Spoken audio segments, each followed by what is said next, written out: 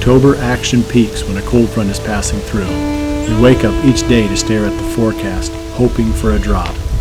When the temperature falls, the bucks pretend it is the rut, if only for a day. This is one of the best times to tag a mature buck that is otherwise nocturnal. Josh Sparks sees this behavior firsthand, but Josh is not buck hunting. He is hunting a farm where he first has to shoot 5 does before he can shoot a buck. He is still 5 short of the goal and can only watch the parade.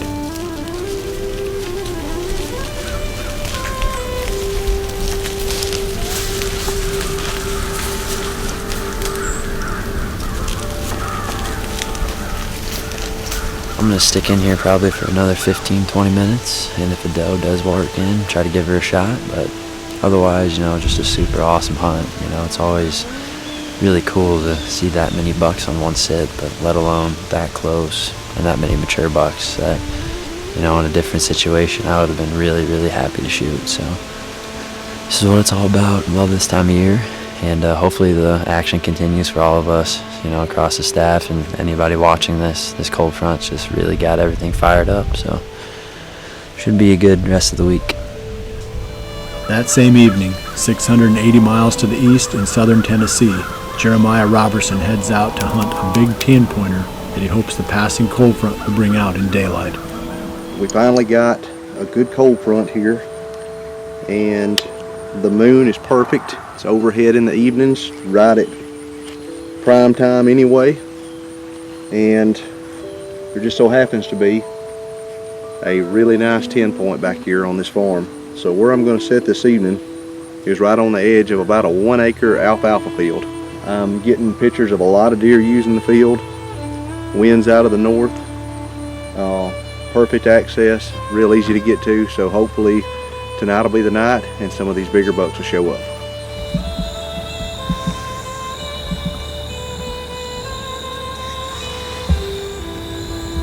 There's our boy.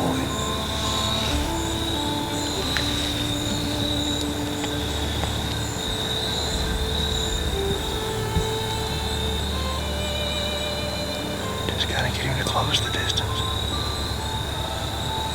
Maybe the wind will stay good.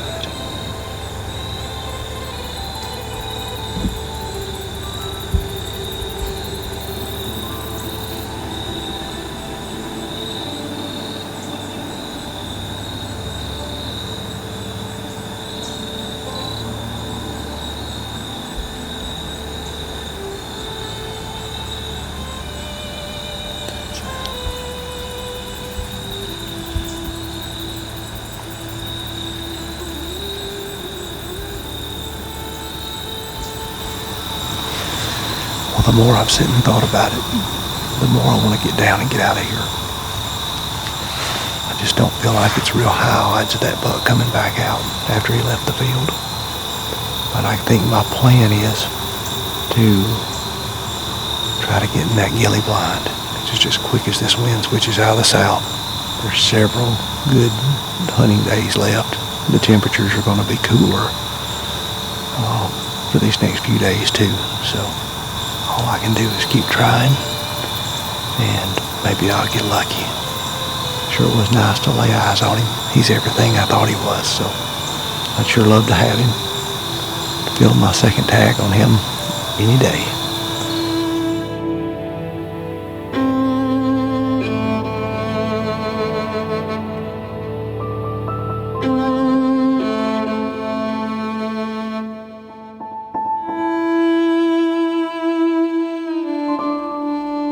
As Jeremiah considers his next move on the big 10-pointer, I'm still looking for targets. With the big 7 stubbornly avoiding my stands, I long for a more willing quarry. That is when our dog Duke brings a big surprise into our yard. If you listen close enough in the background, you can probably hear the rain coming down in the top of my office here. We're going to make a quick run down below the house into that blind, that redneck blind where we've been hunting the big 7. I'm going to continue after that deer every time it makes sense, but I do have a new addition to the story.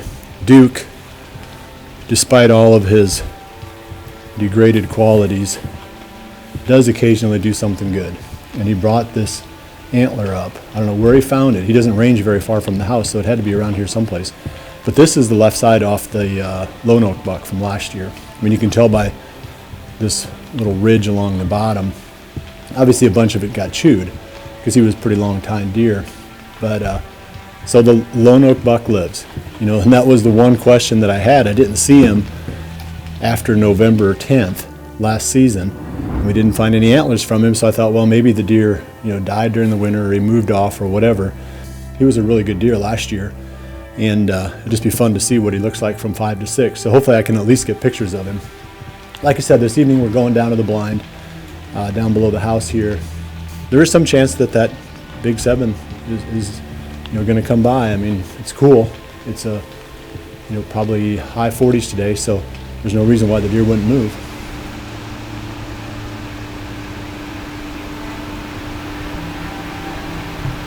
As I wait for the action to pick up, 70 miles to the northwest, Jared Mills hunts the same cold front. Still struggling to find a good place for his fall hunting, Jared is checking out a new permission farm. It's a 200-inch deer working that this morning.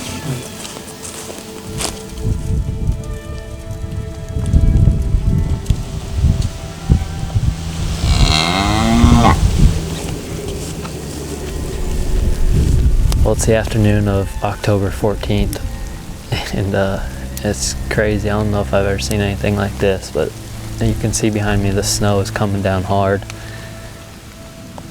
It's pretty cool, really, but just crazy for mid-October. So hopefully it gets the deer up and moving. We're sitting in a pretty cool spot, overlooking some CRP and a little bit of autumn quick plot down below us. There's a couple look like freshly worked scrapes. I expect the deer to be moving, just whether or not we're in the right spot.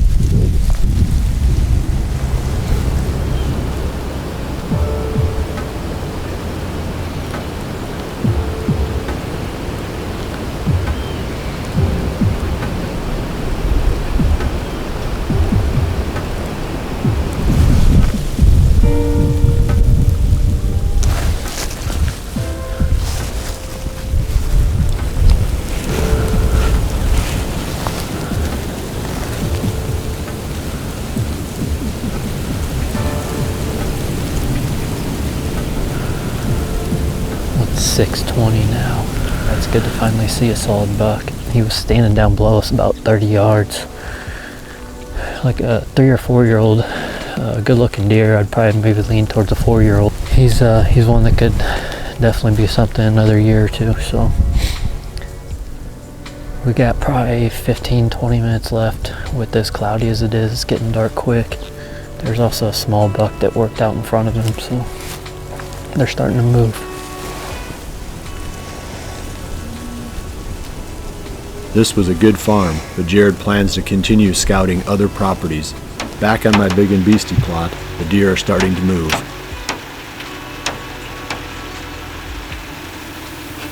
The fawn is at 31.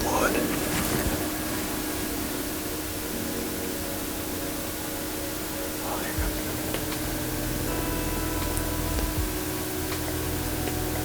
He's a great deer. Yeah, another 2-year-old.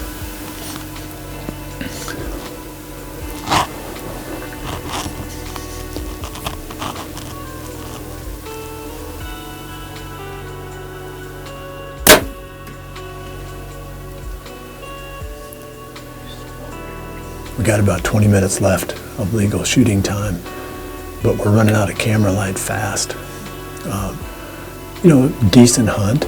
I ended up killing a doe, had just one buck come out. He was either a big-bodied 2-year-old or a small-bodied 3-year-old. I'm not 100% sure on that deer, but it was good to see a buck on his feet out here. Otherwise, it's just been does this evening. Okay, we're at 14.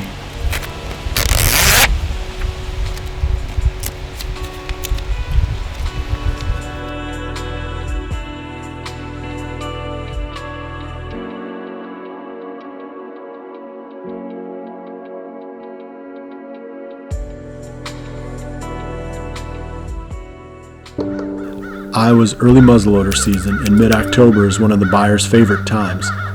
Taylor has a tag as she and Caleb head back to their small clover hotspot where the rain ruined Caleb's chances just a week and a half earlier. Well, it's October 17th this evening, and we're early muzzleloader hunting, and we're back on the clover plot. We're after a couple different bucks. We're after Louisiana, who we've already had an encounter with earlier this season, and a buck we call Magnet, who absolutely followed us all over the farm last year. That's kind of how we got his name.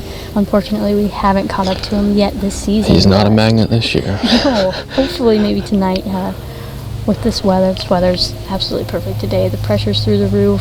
Just a bluebird, perfect October day, and hopefully we can get it done tonight.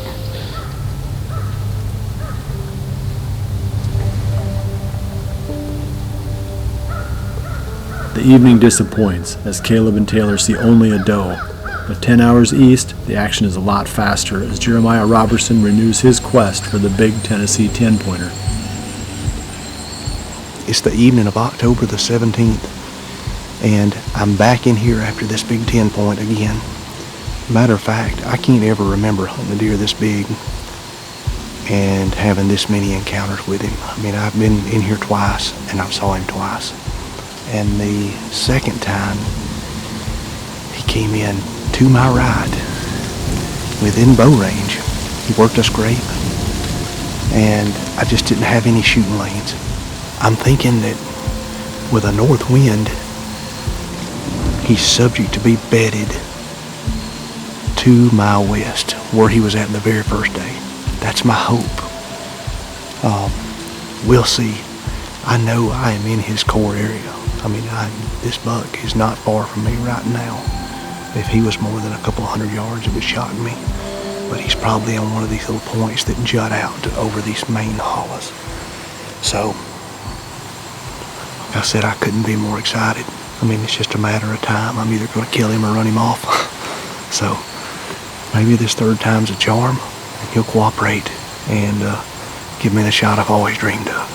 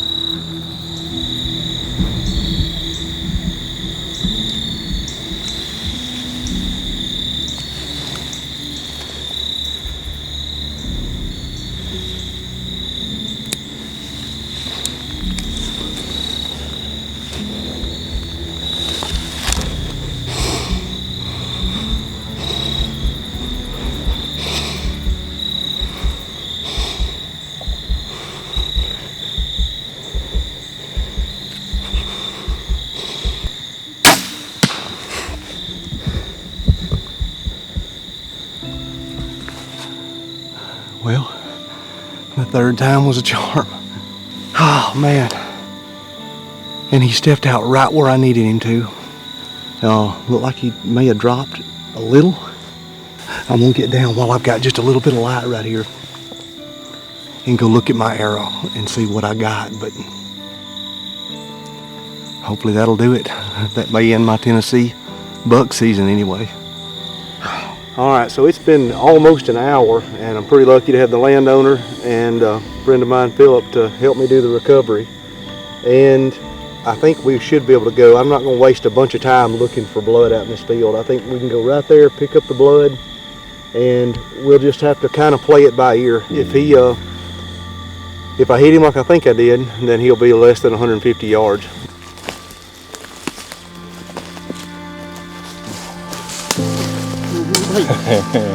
I got that one. That'll keep it rolling. You'll get something good in there in a minute. Are we in the bottom yet? No. Huh? Yeah, we are. Yeah, sure. Look at there. There he Look is. in the creek. In the creek. That's right. There's the end of the blood trail, and that's about the worst case scenario. He made it all the way to the bottom. So, well, thank goodness I got such good friends. Some years you can't do anything right, and some years you can't do anything wrong. And man, I'm having one of those years. And I'm telling you, after I had such a hard season last year, it's just a blessing to be able to come and have success like I've had so far. I hunted him 3 times, and I saw him all 3 times. The wind saved him the first night, a limb saved him the second night, and shooting light just about saved him tonight. But he came out just early enough. He came out, I mean, exactly where I was hoping he would come. We'll keep after it and see if we can stay on a roll.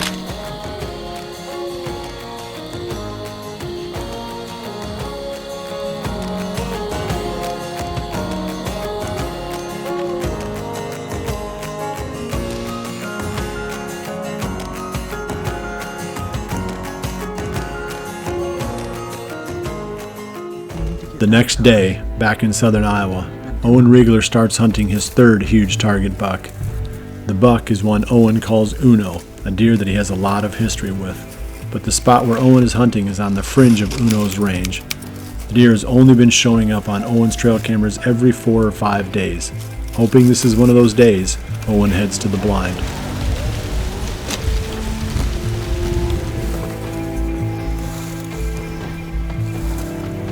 It's warmed up quite a bit today. Yesterday was like 45 for a high, and today's about 60, so not sure if that's going to deter movement, but we're hunting the same blind we hunted yesterday, and we didn't see a single deer, but I'm not deterred because I'm hunting 1 deer, so we only need to see 1 deer, and we got to hunt where he lives, so that's why we're here. I did not plan on hunting here again today because I normally this time of year will not hunt same blind 2 days in a row. I like to give him a break in between, but we think that he's on like a 4 or 5 day pattern. That's what the last few weeks have showed. Now, is that a coincidence or is it a pattern? I just had to come back and find out, so that's why I'm back here. And we're just gonna sit in here and see what happens. I don't expect to see a lot of deer, but I'm hoping that I see the right one.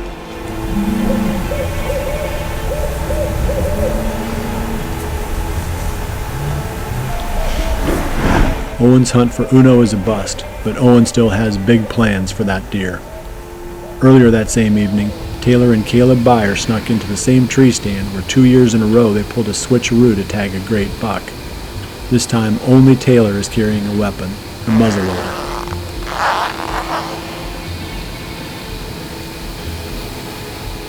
Well, it's October 18th today, and we're really thinking that today could be the day. This is the first day that we actually have a really good wind. Weather's perfect, pressure's high, and we've had a couple frosts the last couple days, and after that, the deer have really been hitting these beans, and we've had really good luck in the past. This is the switcheroo stand.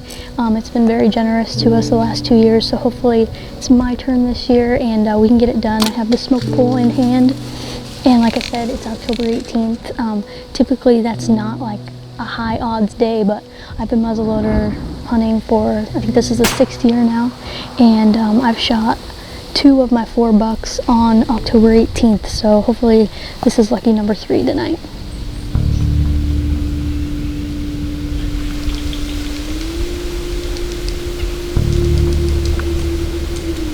Been sitting here for quite a while. It's been pretty quiet.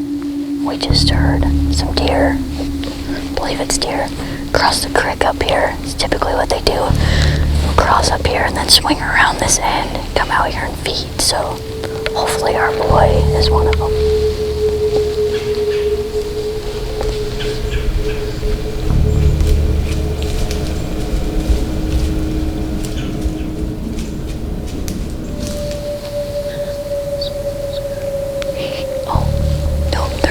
Behind it. Big buck behind it. What's a buck? I don't care. Okay.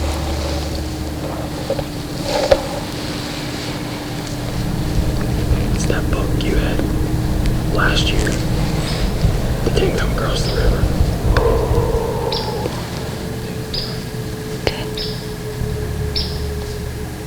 heart is beating so fast.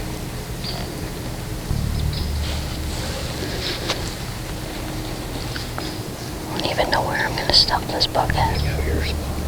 That's what I'm trying to do. Probably right there. Okay, you just stay on him, okay?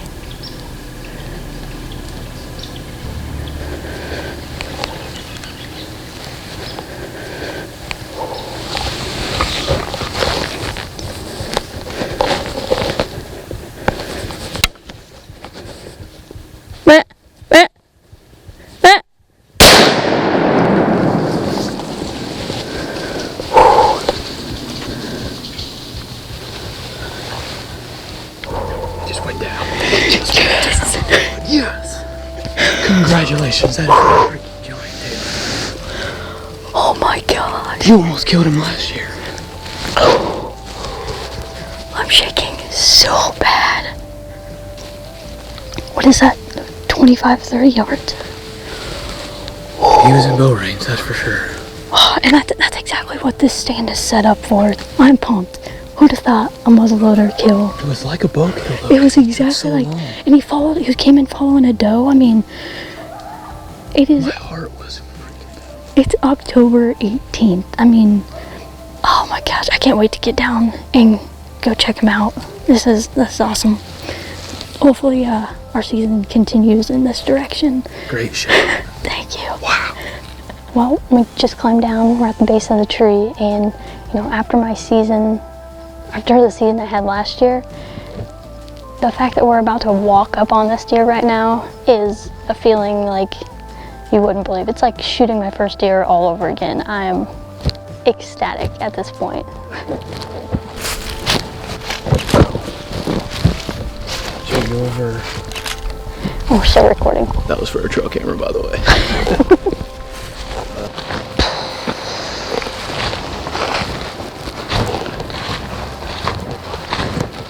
Good grief.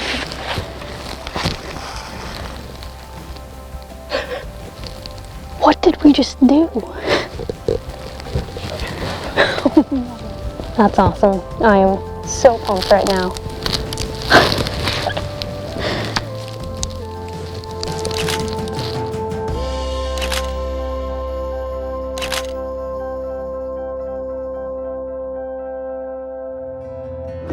What do you want to see? Mommy's big buck. You want to see Mommy's big buck? Yes. Where's it at? You saw him right there. I did shoot him right there. With the muzzleloader. Remember when we shot the muzzleloader? Please.